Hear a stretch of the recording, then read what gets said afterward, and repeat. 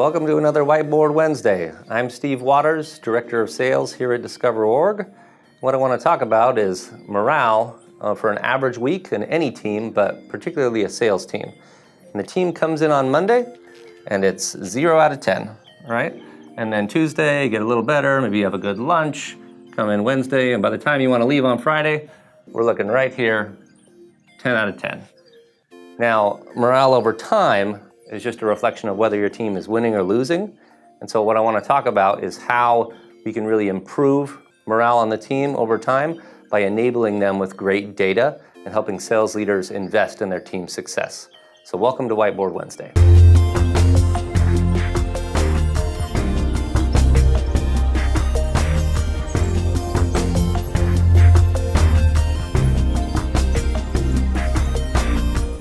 Morale is the best indicator of retention on a sales team. And most people think about sales and sports as like the best analogy. And so, my opinion is that morale is really just a reflection of whether your team is winning or losing. If you want to take the morale of a team, you walk out on the sales floor, it's really buzzing, you probably hit your most recent goal or you've hit your most recent set of goals. And, the opposite is true as well. If you go out on the sales floor, it's silent, people aren't excited, they've probably missed their most recent goal. And there are lots of other things, micromanagement and many other items that go into morale. But at the end of the day, the number one contributor is going to be, is this team winning or is this team losing? And if you use the sports analogy, right, you have a highly contested game, maybe you get a couple overtimes, it's a championship, one team wins, one team loses. You walk into the locker rooms, and which one would you rather be a part of? Right? The losing team, they've got their heads down, they're frustrated. Right? The winning team, they're popping champagne and they're all excited. So I think morale is going to be the number one thing that you can do to improve, to try to keep happy salespeople around, because you think about the turnover on sales teams, they're always trading players and try to fix what's wrong. But the best teams, like you think about the Bulls in the 90s, right? They were always going to be keeping the same core players and continuing to win and win and win. So a silent killer on the sales floor is going to be bad data. And having bad data is an incredibly frustrating process. And the thing about data is, I think Trish Bertuzzi said it best, that data is not sexy, but it's the number one lever that you can pull to enable your sales team to be successful. So when I think about investing in great data to help your team be successful, you also just can't simply have a one-star player who's going to win, a one-star player who continues to blow out their numbers, but the team loses. I can think of an example of December 29th, 2006. Kobe Bryant and the Lakers are playing the Charlotte Bobcats. He scores 58 points in the game, and yet they lose in the triple overtime. And I guarantee if you go into the locker rooms after that game, it's a bitter, bitter defeat. So you need to really boost all of the salespeople and do it at scale and help them win. So what I'm going to do is walk you through what life is like, probably today or without great data, and then I'll show you how we can improve that process and help your team win on a more consistent basis.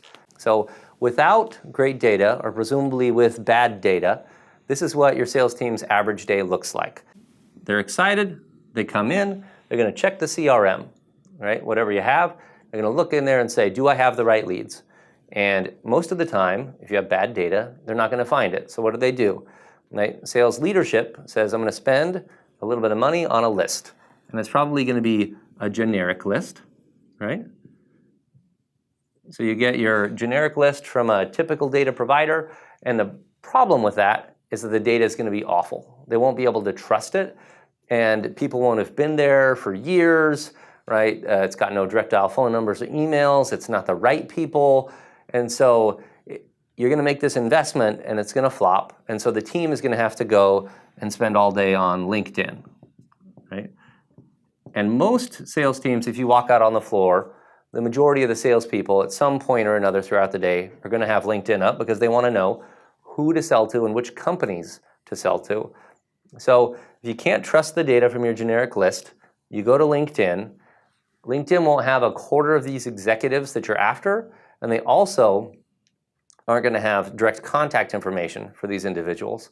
So maybe you find some of the right people on LinkedIn, but then you still have to go to Google and you have to get context around what's happening at that company, how long has that individual been there, where did they used to work, all of those things. You try to find those things out on Google, like the Holy Grail, did this company just get funding, right? Has there been a leadership move? Because where there's change, there's opportunity.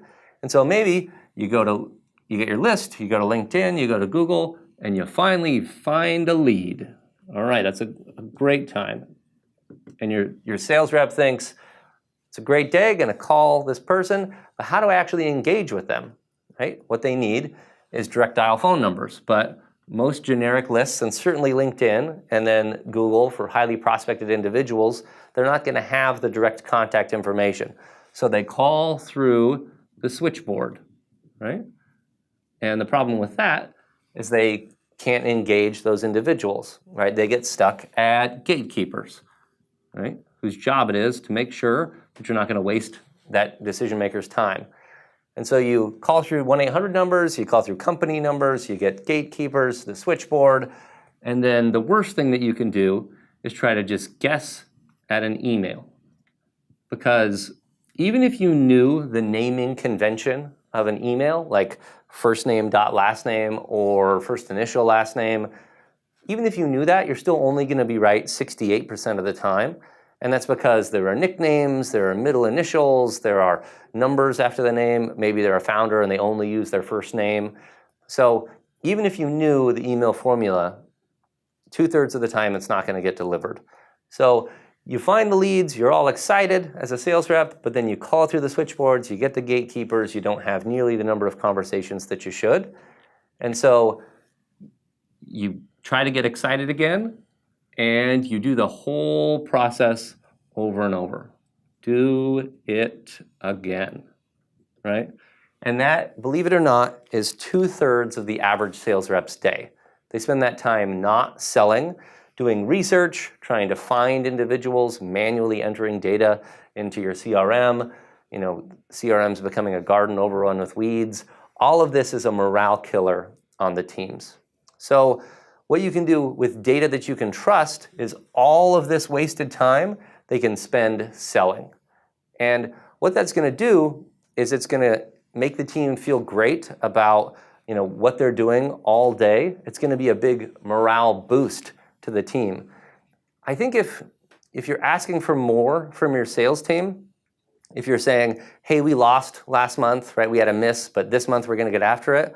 Or maybe you are winning, but you have a much larger goal. You really need to do something bold to enable them. And I think if you can look at them and see the looks on their faces and walk in on Monday and say, hey, I bought the best data in the world to invest in your success, and you're not gonna have to do this process anymore, what's that gonna do for the team? Well, it's gonna help them be much more successful, and it's gonna make smiley faces out of all of your happy salespeople. So I think success begets success. Winning breeds more winning. With any championship team, the more they win, the more they continue to win. And we want to kickstart your team, solve this problem, and enable them with great data so that you have morale. And when they win more, morale is better. Your sales reps make more money. They're harder to poach, and they're never going to want to leave. So, in conclusion, invest in your team's success by purchasing something that's not the sexiest thing in the world in data, but is a silent morale killer across your team. So thank you for your time today. Thanks for watching Whiteboard Wednesdays. Be sure to subscribe and comment on the bottom. We want to know what you thought about this. And happy hunting out there.